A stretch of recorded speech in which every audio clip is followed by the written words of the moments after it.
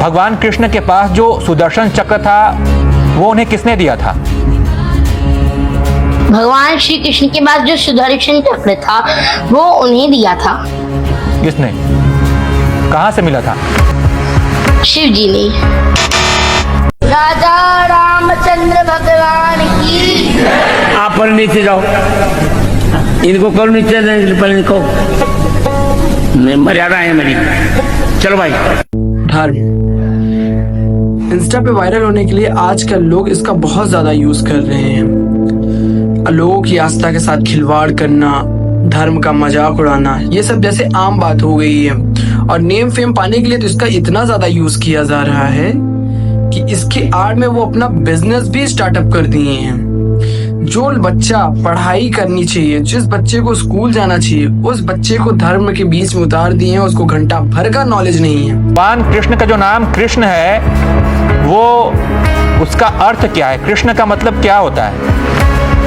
और कृष्ण नाम का बहुत सुंदर अर्थ है जी। कष्ट हरने वाला। किस भाषा का शब्द है ये कृष्ण? कष्ट हरने वाला कृष्ण नाम का अर्थ है। भगवान कृष्ण का पूरा नाम क्या है? भगवान श्री कृष्ण का नाम कृष्ण है। जिसकी वो भक्ति करता है उसका पूरा नाम उसको नहीं पता है, लेकिन फिर भी सिर्फ पैसा कमाने के लिए उसके पेरेंट्स ने धर्म के नाम पे सोशल मीडिया पे उतारा है। हमें लगता है कि हमारे धर्म को सपोर्ट कर रहा है इसलिए उसको हम सपोर्ट करते हैं, लेकिन उस आड़ में वो अपना बिजनेस बहुत ही अच्छे तरीके से चलाता रहता है। तो आज हम ऐसे ही एक बच्चे के बारे में आपको बताएंगे जो अपना सोशल मीडिया पे अपना धंधा, अपना बिजनेस कितने गजब तरीके से स्टार्ट किया है।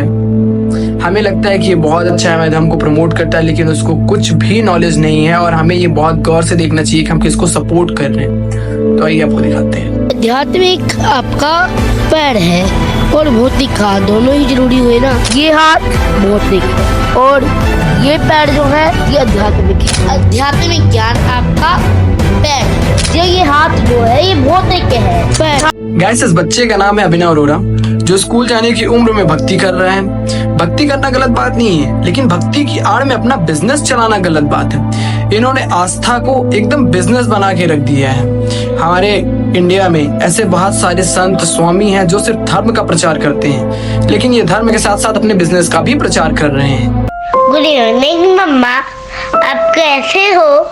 मैं अच्छा हूँ। आई एम सॉरी मम्मा, मैं आपसे बहुत नाराज। और इतने पे ही ये नहीं रुकते। हमारी संस्कृति हमें सिखाती है कि चिकन ना खाओ, ना तो चिकन खाओ, ना तो मांस मच्छी खाओ, कुछ भी नहीं खाओ। किसी को मार के खाना हमारी संस्कृति में पाप माना जाता है।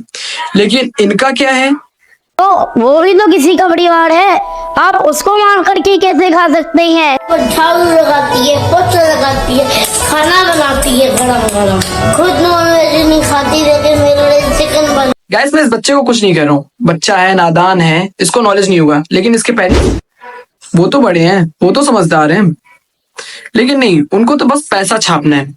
अगर आपने इस बच्चे के खिलाफ या उनके पेरेंट्स के खिलाफ कुछ भी बोला तो आपका या तो चैनल उड़ा दिया जाएगा या तो आपके खिलाफ लीगल एक्शन लिया जाएगा।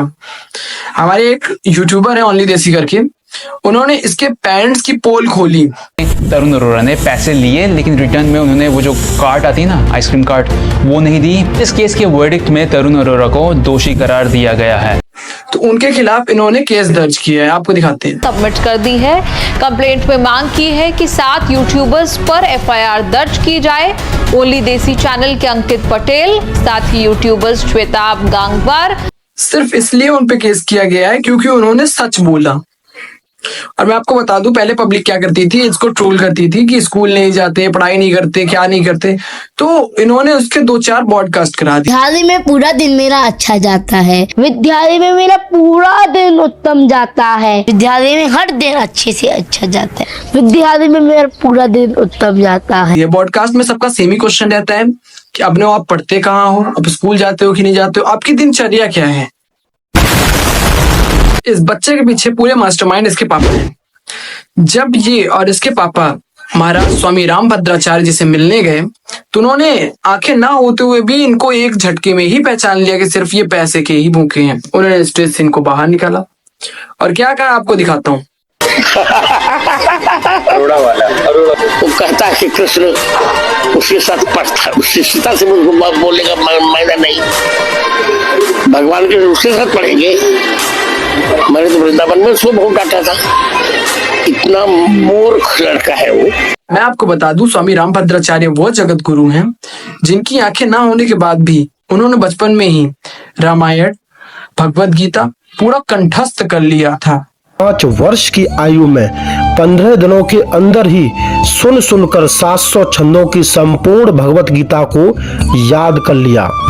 अब गिरधर 7 साल के हुए तब दादाजी की सहायता से केवल 60 दिनों में ही संपूर्ण रामचरितमानस को याद कर लिया। श्रृंगार करके मुझे विश्वास ही नहीं होता, श्रृंगार करके विश्वास ही नहीं होता। इस बात का कोई भ्रम नहीं है कि लोग मेरे साथ फोटो खिंचवा रहे हैं। ये इतने तेज रटते हैं कि अगर ये स्कूल जाते तो किसी भी क्लास में फेल नहीं होते, और जिस हिसाब से ये भाषण देते हैं, जिस हिसाब से ये बोलते हैं, ये किसी भी डिबेट में हार नहीं सकते थे। लेकिन अफसोस ये स्कूल तो